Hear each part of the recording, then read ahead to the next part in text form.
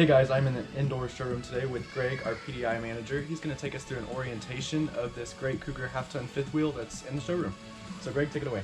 Alright, we'll start up here on this unit. Now you're going to have your LP tanks separated on most of your fifth wheel units. So in here we have one 7-gallon LP tank.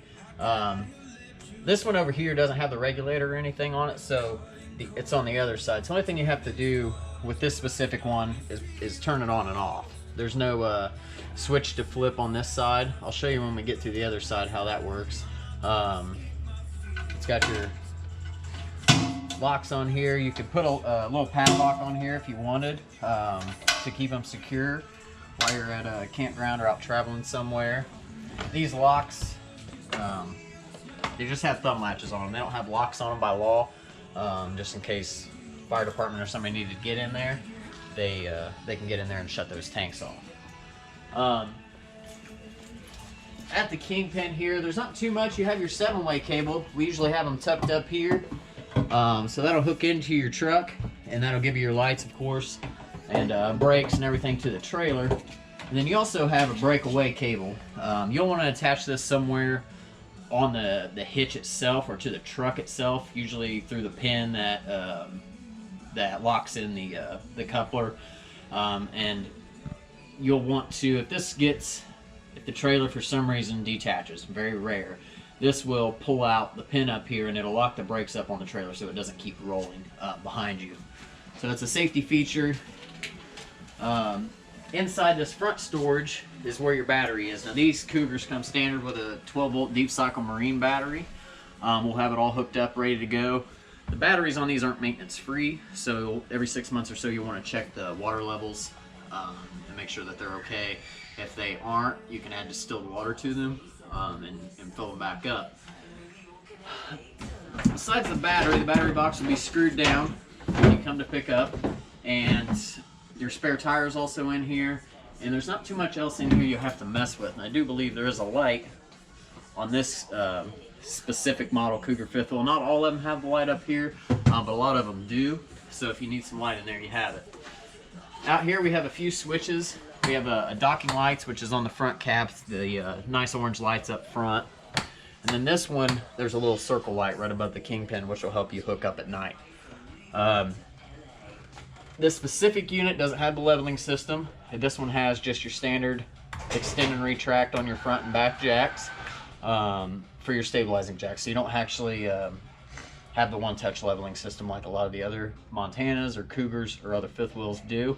But this is just as good, just as easy. It's a lot easier actually. So I tend to like this system more. You can extend, retract, get it on off your truck, and use these to get your level. So you just get a standard level from home, put it inside on the floor in there, the entry door, maybe inside the storage, on the back bumper. Try a few different places and keep till you get level with them. You'll use these two jacks to get level. This light here's got a little thumb switch on it. That'll turn on and off. And then over here we have the other LP tank.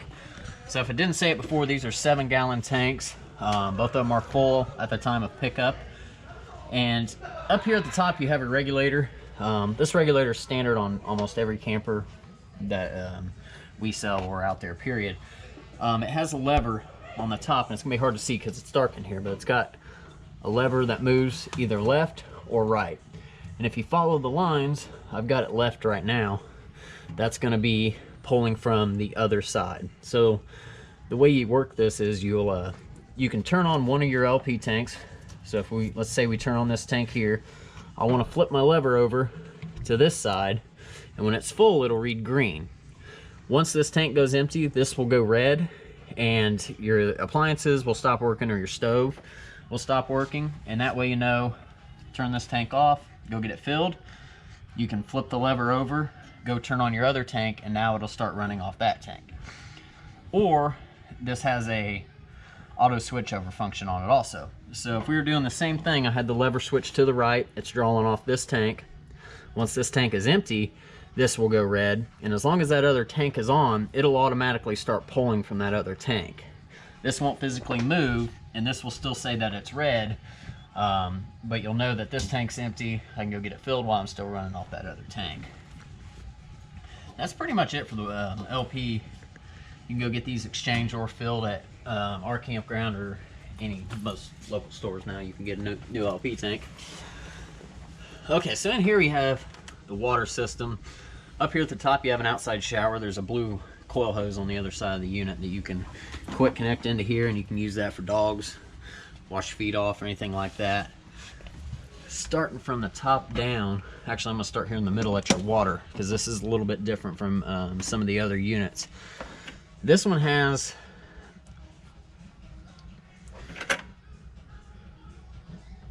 one inlet for your city water connection. So if you're going to most campgrounds that you're going to have a full hookup, you can hook up your hose into here, turn it on, and you'll have an unlimited water supply at all times. The below, you want to make sure that you pay attention that these are all labeled. You have city water connection, you have tank flush. So for your black tank, this unit has 2 toilets in it. We'll show you when we get in there. Now you have one tank flush for this front toilet up here, and then you have another one down here for the rear toilet. So you'll want to, let's say here's your black valve here. When you're hooked up, when you're at your dump site after you're done camping, you want to open up this tank, let it drain, and then you can hook up a hose into here if they have one, and turn it on, and that'll shoot water inside that tank and help clean it out. That's really important because it'll help keep the probes clean on the inside for your monitor panel, what reads the system. You also want to use chemicals and things like that after you're done camping. If you're at home, you can fill up that tank, dump the chemicals in there, and let it sit. You also want to use RV toilet paper. That's 2 of the big problems we see with the monitoring system is people are using not RV toilet paper that doesn't break down, so it gets caught on those prongs real easy. It also can back up the whole system. It can cause a whole lot of mess, especially with these handles. You go to close it and it's got a bunch of stuff in there. It doesn't close and it ends up leaking, so it can be a big issue. At the top, you have your winterized port. So this camper's the easiest there is to winterize. So all you'll do is you'll get an old piece of cut off garden hose, no different than anything you have at home. You can hook that into there, stick it down into your jug of antifreeze, and what you'll want to do is make sure that your water heater is bypassed so no antifreeze can get in there, and you'll want to turn this winterize lever to on. You'll turn your pump on the inside, and from there you will go to each faucet, toilet, outside shower, and turn each hot and cold side on until you get pink. We have other videos, I believe, on winterizing that will help you out with that, but that's pretty much the gist of it. You want to also make sure that you do your tank flushes, because those get water in there. They go up into the system, and they have a check valve that the water goes through so it can't backfill, so water can get trapped in there. And one way I like to do when I winterize coaches is I'll take that blue coil hose that I have over there, hook it into here, and it's also got the same threads, so I can hook it into here, turn on my outside shower, and shoot a little antifreeze in there that way, instead of having to get the hand pump and do it the old way. This way makes it a lot easier.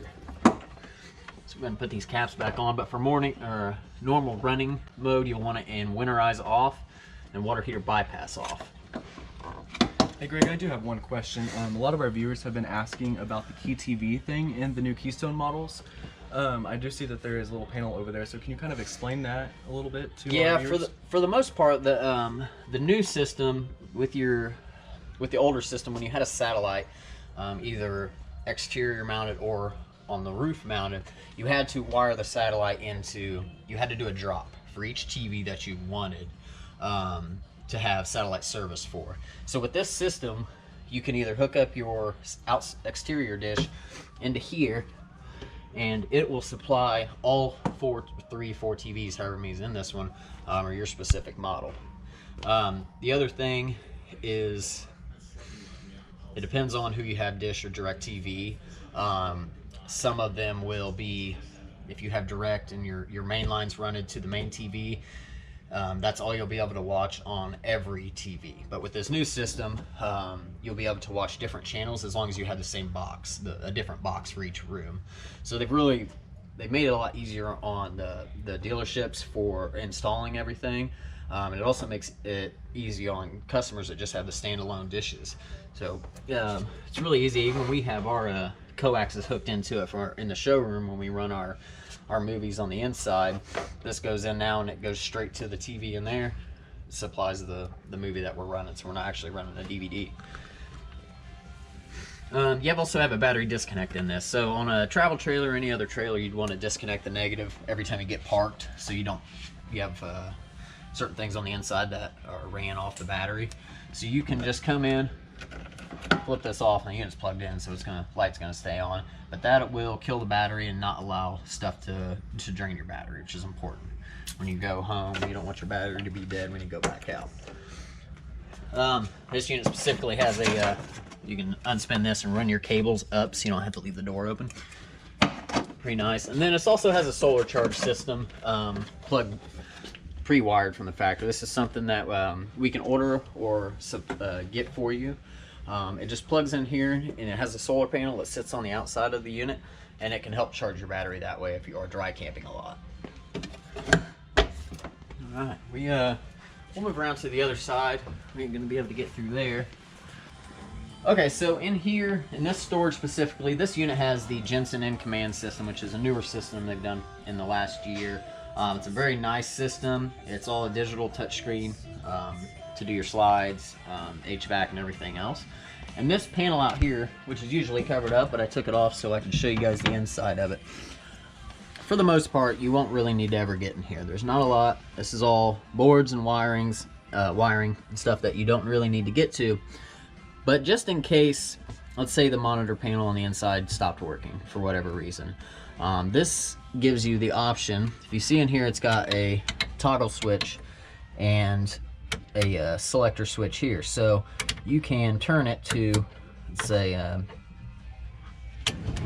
slide 2, whatever slide you in, and you can run it in from out here. So just in case some reason that panel goes out, this gives you your backup option to run your slides, your awning, and anything else that's wired into this system from out here. It's pretty nice. There's also a couple of fuses back there, so if you ever did have an issue, that'd be one of the first places I'd check, those two 10-amp fuses, mainly for the awning. Other in here, you have cable and satellite outs, so if you did want to put a TV out here, this would run. If you did have a satellite on the other side, it would run from there to here, and you could have your satellite, your TV, or cable, and just a regular antenna. Blue coil hose I was talking about over there, which has just got a quick connect on it, and then it's threaded to hook on any standard shower hose, garden hose you can get at any store. These lights, the new lights they put in here are motion sensor lights. You have either an always on position, which is all the way to the left on this one, and if you put it all the way to the right, once we step away, it will shut off, and once it senses motion, it'll come back on. They're pretty nice. You have a couple 110 outlets here, so if you do want to plug in the TV or anything, radio, you could have it. This unit's front main entry is coming with the motorized steps, solid steps, which are very nice. They flip up, they lock in here, you shut your door, and to get them out, you pull, adjust the legs if you need to. These steps are a lot better than the old ones. They keep the vibration down on the inside when you're walking through. People are in here sleeping or watching TV. This unit has outside speakers. You have a vent here for the outside stove. This just pops out, and when you're running your vent over the stove, it'll vent outside. The outside speakers will show you how you turn them on the inside. You have a water heater, Suburban. This is a standard 6-gallon electric and gas water heater. Really simple to work. Depending on the time of year that you're picking a unit up from us, if it's summer, we'll have the unit full, ready to run. If it's winter, we're going to have it winterized, bypassed, and the technician during your orientation will show you how to unbypass it, and I will go through it on the inside too, what I can. Inside the unit, you'll have a bag. They'll show you. you'll have a bag with two or three caps and an anode rod, or if they use an Atwood water heater, it'd be a plastic cap plug like this. So this anode rod, basically the tank, this pulls any impurities out of the water, and instead of attacking the walls of the tank, it attacks this rod. So every time you pull it out, it's going to look corroded like this. This has been, when we filled this is the water that was in there, got it to this point. They last, at least, depending on how much you use your water heater, you could get maybe 6 months out of it, maybe longer. You'll know when you need to replace it on the end. It's got about a coat hanger thin rod that runs all the way through it. So once it gets all laid up and where you can start seeing that wire, go ahead and replace it. It wouldn't hurt to keep one on hand just in case. So if your water heater is full, this specific model has a switch on the outside that has an on and off switch, which is part of your electric. So when you're camping, you have one here and one on the inside on the monitor panel. I'll show you that you both will have to be on for the unit to run off electric.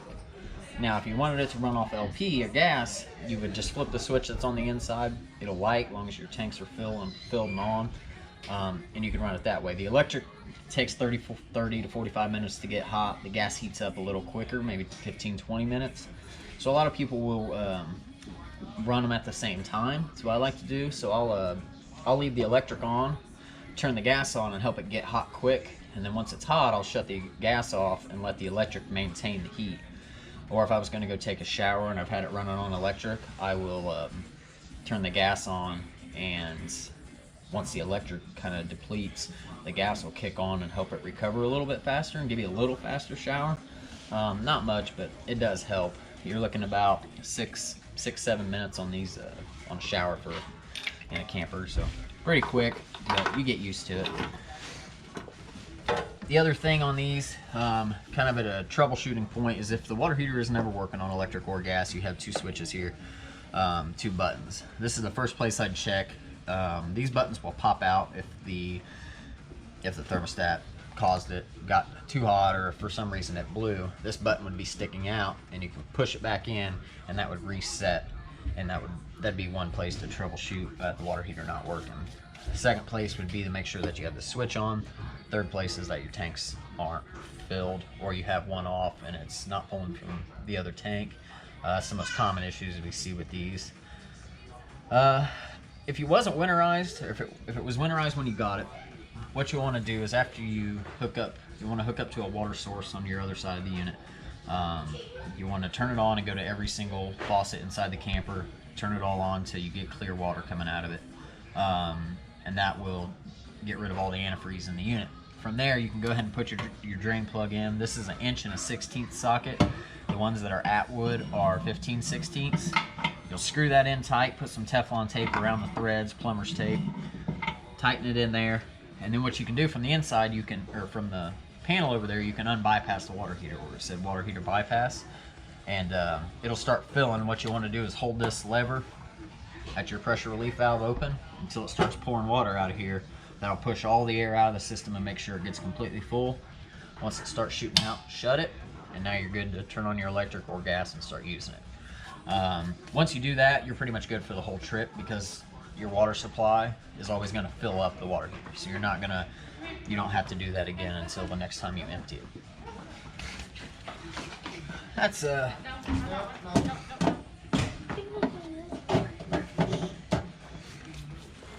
You're fine. Alright, down here you have your furnace exhaust vent. This is just going to blow out hot air, so you want to make sure you don't touch it if you are running your furnace. One big thing I recommend people to get is the mud dauber screens that cover these up. Mud daubers, bees, ladybugs, stink bugs this time of year are really bad about getting in here. And they get back in the squirrel cage and they can block it up and it won't work. So that's one of the biggest things I'll recommend.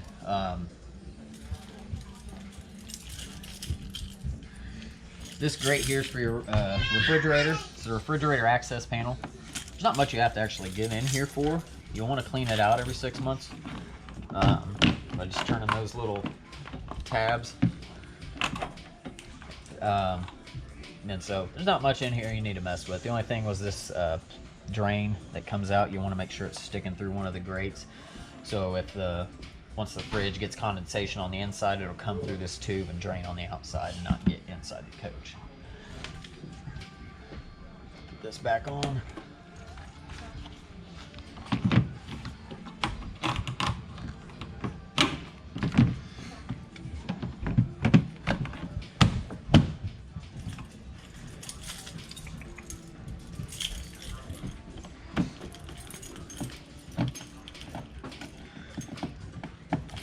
Alright, we'll go over wheels on this real quick. Your manual will tell you exact torque settings. Most of them are 80. On the higher end units, or bigger units, I'd say your Montanas and stuff, they can go up to high as 110 for your torque. So whenever you're traveling, whenever you leave the dealership, we torque them here, but after you go maybe 100, 150 miles, it wouldn't hurt to go ahead and re-torque them to make sure that they are tight. We don't see never really any issues from that. But you always just want to make sure. It's just a safety precaution thing. Another thing, these have grease zerks on them, but if you watch our video we posted the other day, you want to see the importance of how to use these, and that they're mainly for our purpose, and they're not meant to be filled with grease and until you see more grease coming out, because you can blow out the seals. You can do more damage than good. So I like to recommend people to just kind of leave those alone, let us take care of that, bearing packs and things like that. Let's see, back here you got a outside kitchen. It's pretty nice on this unit. This is some new Capital grills they're putting in. These will have the gas line disconnected for safety, and also for storage. But down here you'll have a gas hookup. Just a quick connect fitting this will go into.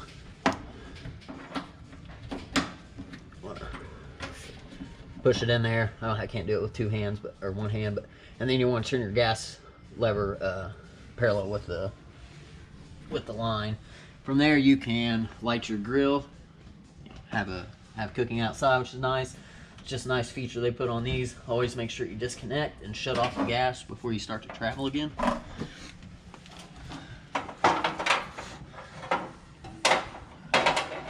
Outside refrigerator on this unit. These are 110 only, so they do not run off LP. So once you get plugged in at the park, this one will kick on. It only takes a couple hours to get cold, so they're very nice to have. This one's got temperature settings on the inside. Outside sink. This particular sink would be going to the black tank. So if you are filling it, it's going to run into the black tank, same as your toilet that's adjacent.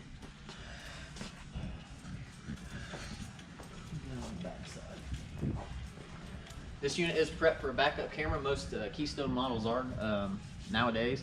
So if you want, you could install one or have us install a backup camera, which will run pretty much at all times while you're traveling. When you have the running lights on, it's going to run that backup camera, so you can see what's behind you, see if somebody's riding it, or if you are towing something, because this one comes standard with a hitch already on it. Move our nice sign out of the way here and do the last thing on the outside, which is your fresh tank fill.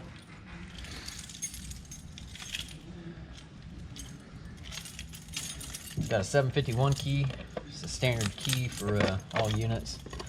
So if you are going dry camping and you don't have a constant water source where you're at, or if you want some water while you're traveling, you can use one of those caps I showed you in the water heater. Go down below the unit. Whether you can see it or not, it's right here in between this jack. Put that cap on, and then you can fill up this tank and use your water pump and have water that way. It's just a limited supply. It's the same as the other one. It'll do your water heater and everything else. But that gives you option while you're on the road. So if you're pulling over in parking lots and camping like that. Greg, I also noticed the ladder here. Is there going to be any maintenance that we're going to need to do to the roof and the slides and everything too? Definitely. Two biggest things with the roof and up on your units are your slide roofs and the roof sealant itself. Keystone uses alpha sealant, which we carry in our store. really I say every month, but at least every 3 to 6 months, you'll want to get up there and look at your sealant, make sure there's no bubbles or holes that have came around the corners or any around the vents, because that's the last thing you want is water to get inside, start getting into the wood and everything. So every at least 3 months I would check your roof and make sure that your seals are okay, and just buy a tube of sealant and that'll last you for a little while.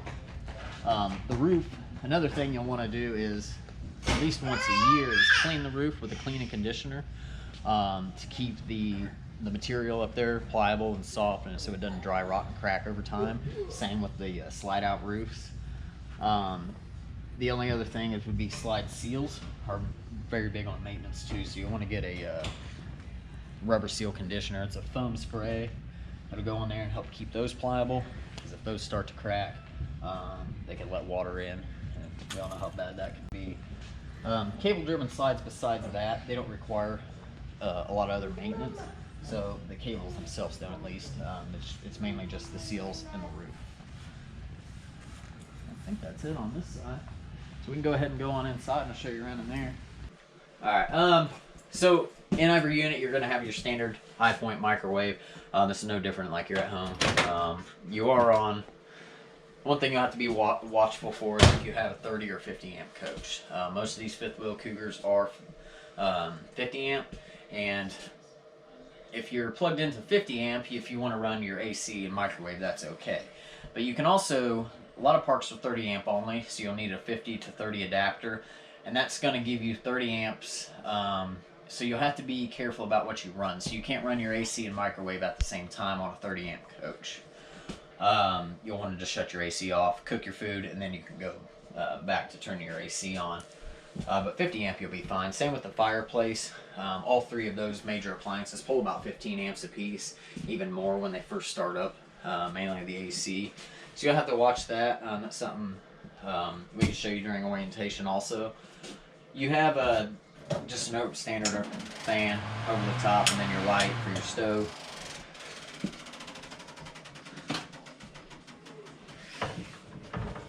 These new Furrion stoves are really nice. They got the nice blue LED light. Everybody's really liking that. These are standard. You turn in, push, and you have a clicker. So this one does have a sparker. The nice thing about this is you're able to use this to light your oven also. Before you had to get a long match or a flame stick lighter and stick your hand all the way back there and light it. For these, you'll just want to turn it to 350 right here. It's got a little fire emblem. Push in and then sit here and hold and spark it a few times until you see a flame in the back at the thermocouple right here. Once you see that flame, you just want to keep the button held in for a few seconds, and then you can let off and turn it to whatever temperature you desire, and the whole bar will light up in a flame. So they made it a lot easier to light the stoves, and they look really nice. Below that you have your converter. This is going to have your breakers and your 12 volt side for your fuses. So everything 12 volt, which is your lights, furnace, slide outs, different things like that. Most of them are labeled. They'll say interior zone. Most of those are lights. So you have furnace, kitchen slide, your awning, cargo lights, water pump. So if something's ever not working, let's say your slide isn't going in, that'd be the first place I'd check. Is I'd push the button up there, and if there's power being pulled from it, the light will light up. So this one won't, but let's say I had a light out and I turned on the light switch. This light's going to come on and show me that the light is, or something is wrong, and I need to replace the fuse. So this is always the first place you want to check for anything that isn't possibly working. Go ahead and put this back in, turn the lights back on. And then this side's 110, so this is your AC, your microwave, your GFI outlets, Fireplace, and all the other receptacles. So you always want to check like a breaker is blown like this one, or it's flipped off. So that's for the AC. You also have a main, so if you ever wanted to kill the power so nothing could be running, you can flip your main off. And other than that, it's pretty simple. That's all you'll ever have to do with these to check. Always keep 15 amp fuses on hand with you, and they made it nice now on these. They use all 15 amps, so they don't use a bunch of different size fuses like they used to. You have a propane gas leak detector. On these units, they're hardwired to the battery. So they're always on. They're always going to run as long as the unit has a battery on it, which you always should. This is for gas leaks, propane leaks. So if you ever had a LP leak and you hear this buzzer going off, you want to shut off your LP tanks, get out, maybe open up some doors. But they have been known to go off with some cleaning chemicals and some hairsprays, things like that. So you always just want to double check. Propane has a very noticeable odor. But as far as safety, make sure that this always has the green light on and that it's working. Refrigerator, it's a standard gas and electric refrigerator Dometic on these. Really simple. They only have 2 buttons. You got on and off, and then you have either auto or gas. And you always want to leave it on auto at all times, the way I run it. When it's in the auto mode, it'll run off electric first. So if it's plugged in, it's going to run off the electric. If it happens to get unplugged, it'll switch to gas automatically. So say you're at the pool at the campsite, and you have all your food in here and it's running on electric, somebody walks by and they kick your power cord and they knock it out, it's going to switch to gas as long as your LP tanks are on, and it'll stay running, not ruin all your food. The gas only option, let's say we were hooked up, you can go from 50 amp, this is a 50 amp coach, you can go down to 30 amp, and you can also go down to 15 amp. So you can use 3 adapters and plug into a regular 3-prong house outlet at your garage or something. If you were doing that and you wanted to run the AC and you didn't want this to pull any electric power, you could put it on gas only, and that way it's not pulling the other powers. That's the only real reason to use the gas only button. That's about the only option for it. So we'll leave it off for now. We'll show everybody the new dimmer lights most Cougars are putting in their units, and most Keystone products. They're really nice.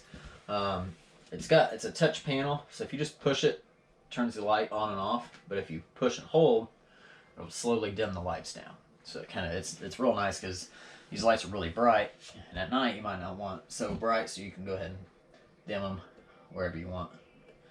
So that's a really nice feature they're doing on these. Back here you have another switch for these lights. Those are also controlled off the Jensen panel up there, which we'll get to in a minute. This here is a thermostat. It's just going to read the temperature of the air for the Jensen in command system. So that's nothing you have to really mess with. Back in the bedroom, you got a lot of bunk space in this particular model. It's got a TV hookup. So if you wanted to place a TV here or mount a TV here, better yet, we mount the TV just in case, so we know the exact right size of screws to use. You can. And it's also is hooked up to the key TV. So if you were hooked up to a satellite, you hook into satellite here with your dish box, and it'll run off the satellite. Let's see. Not too much else back here in the bedroom. It's pretty simple. This does have the second air back here, or the front air back here, and then it's also supplied up to the front. These bunks also move up. I always recommend, if you're going to ride with these, this is kind of a personal preference, I always say ride with them down, because a little bit of bounce is better than if this did happen to fall, it's slamming down. But some people like the way they do it. They do them when they're riding up. Hey Greg, when we're in here, can we talk about the fireplace here and how much heat that does put out, and can this heat the whole coach?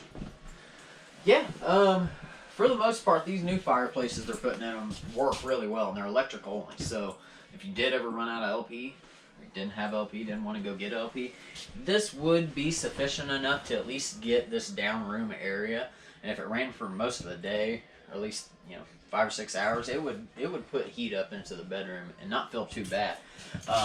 It's got your master on and off switch here, and then it's got so kids can't go and push the button if they, so you got to turn it on, and the button next to it's got a little flame on it.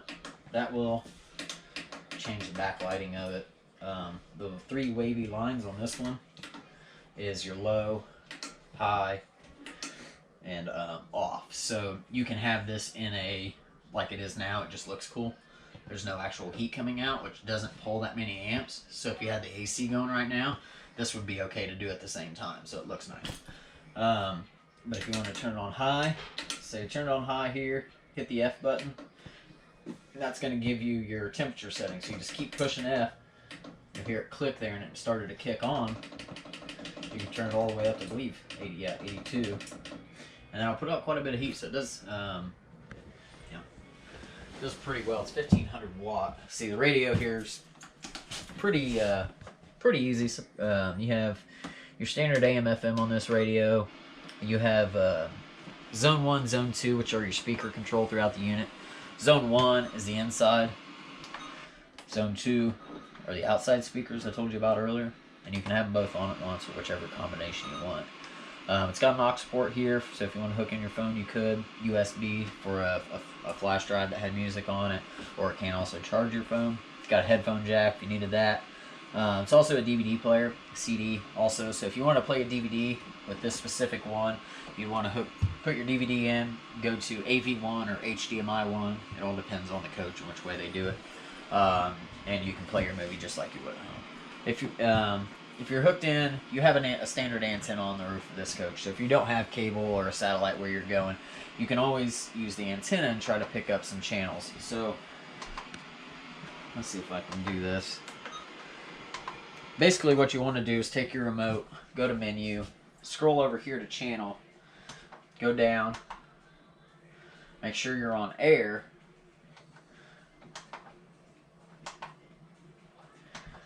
go down to auto scan, hit start scan. You want to make sure that your TV booster is on, which is in the bedroom. I'll show you when we get in there. And around here we can pick up about 35 to 40 channels, so it's got a 35-mile range almost. We can pick up most of the Indianapolis stations. So it doesn't hurt to fire it up and see what you can get.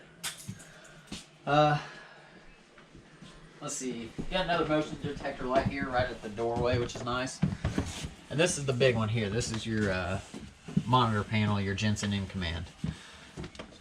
With this new system, if it has the smaller screen, you'll get, if you type in command on the App Store, the Android store, you can download an app and you can do all these functions from your phone.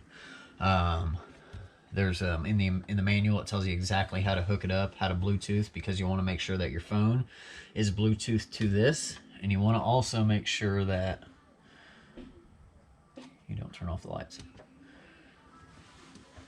You go into the settings. Put your passcode in. It's 4 zeros standard from the factory, and that's what we'll leave it at when you have it picked up. You want to go to settings, Bluetooth, pairing, and it's going to pick up whatever's near you. So we got probably all 4 of our phones here. So we can that's the radio actually. It's picking up on that too. But you can pick up your phone off here. It should only have one if it's just you around. So pair to that, and then also go into your settings, Bluetooth on your phone, and connect your phone to this. And then open up the app, and it'll look pretty similar to this. You'll be able to run your water pump, your water heater, your interior lights, all your HVAC controls on this new unit, which is nice. So we got rear AC, which is what we have. We can turn that to fan. We don't need to do temperature because it's just on fan, but we can do cool also. Heat, if we want to run the heat off gas, it is a gas-only furnace. They all are. It tells you your interior zone, what the temperature is right now, and what you have it set at. The auto mode, and off. Now it's got, if you look back here, optional AC. We can also install a second AC in this unit, since the rear AC is in the back, and it blows from the back all the way to this front bedroom. When it's really hot out, it wouldn't hurt to have the second AC. So if you're going to be camping a lot of places, Florida and Texas and down in the southern states, or even up here, it doesn't hurt to have a second AC, and we can install that at the time of pickup, or if you bring it into their service facility, they can install one of the standard Dometics, and it will be tied into this system. Dometics worked with Keystone to wire it up specifically for their stuff, which is really nice because they have one of the best ACs. And it looks like above we do have the Furrion Wi-Fi router. Is that what that is? Yeah, basically if you go to furrion.com/access, you can order the actual router that goes in the place of this. It plugs right into here, and that's going to help you pick up maybe if you have a 4G hotspot. That's going to help, or if there's Wi-Fi at the campground you're at, that'll help pick up better than just your phone or a standard hotspot would. So really nice. They have a few other things they do too. They have GPS tracking on them and stuff, so it's really nice. So another thing real quick, with this, if this is connected to your campground Wi-Fi, you can monitor the temperature of your unit from anywhere, and you can adjust it. So like, if you're going out for the day and you have dogs back at your campground, you can make sure that your air conditioning's on and that it's comfortable in there for them, right? Yeah, because this will connect to the Wi-Fi itself. It has a separate setting in here for Wi-Fi. So yeah, you can do that, and you can monitor. You don't have to be in Bluetooth range anymore with this specific one, as long as it has its Wi-Fi options. You also have lights in here, which is going to do your bedroom, ceiling, and your awning lights, which are really nice outside. You have your slides and awning, so pretty much everything on this unit is controlled from this touchscreen panel or your phone. It's got 3 slides and an awning, and it's simple. Hold it in, hold it out, just like you would with the old style toggle switches. They're just a little bit more touch sensitive. It's in all the way. Let's see. What else we got on here? I did the HVAC. It also will read your tank levels at all times. So another real important thing of keeping your toilets with chemicals in them and the tanks going flushed every time you use them, that'll help so these read constantly. So it's just gonna get a bar that's slowly gonna go up to pretty much a quarter, a half, 3/4, and full. So you always want to monitor that, and you'll be able to monitor that from your phone also. Your water pump, if you are using the tank in the back like I showed you, you can use that. Your water heater, when you click it, it's going to give you an option for off, gas, electric, or gas and electric, so that's your both option. So if you're using electric, you want to make sure you have the switch on the water heater itself and flip this one on. Now, if your water heater is ever empty, always make sure that nobody has that switch on and they accidentally flip on the electric switch, because it'll burn up the element before you can shut it off. So it's one big safeguard. You always want to make sure, if it's not full, make sure nobody accidentally clicks on it. It'll always read your battery level also, which is nice on this. And that's pretty much it. It's a pretty simple system. Doesn't this also have a safety feature to where if the coach is moving, it disables your phone so you can't run a slide out by accident? Yeah, it does. Anytime the 7-way is actually plugged in, it'll tell you that, or it'll come up here and lock this system up, basically. That's handy. It is. Bedroom in here, there's not too much else. Before, I shut the lights off in here off that panel, so you don't have to get up and go to that panel every time. You can still shut them on and off through this toggle switch. You have another one of the sensors, which is run into this, pre-wired for the second AC. It's one of our main options we do on these Cougars. We've been doing a lot of them. They're just really nice to have. You have a couple USB charging ports on that side there. You have a standard 110 on both sides too. The light back here has just got a push button on it. Plenty of closet space. And this is a slide too, so gives you a lot of wardrobe room. And bathroom. Not too much in here, but you do have a GFCI outlet in there. At the top button, all your outlets that are near 6 feet of water are going to be ran to this outlet. So if you ever have an outlet that's not working in the kitchen or outside, you might come in here and check and make sure that the red light's not on and the GFI is not blown. If it is, just hit the reset button and everything should go back to normal. It happens every once in a while if you overload it. So the light switch in there. The toilet's a standard push foot flush toilet. You barely push on the foot lever to fill it up with water, and then all the way down will flush it. Up here you have another place to mount a TV. So we're up to 3 TVs we can put in here so far. Other than that, if not, you can just use the outlets up there. It's got plenty of underbed storage too, which is nice. Goes all the way back, so you can put all kinds of stuff underneath here. Let's see, it's pretty much it for the bedroom. There's not too much else in here. Yep, and the last thing up here, we do have a standard smoke detector. This is ran off a 9-volt battery. That's one thing you want to check at least once a month. Just go ahead and hit the button like you would at home, test it, and make sure that it's still working. All right, thanks, Greg, for taking us through this Cougar Half-Ton with this orientation. And guys, thanks for watching.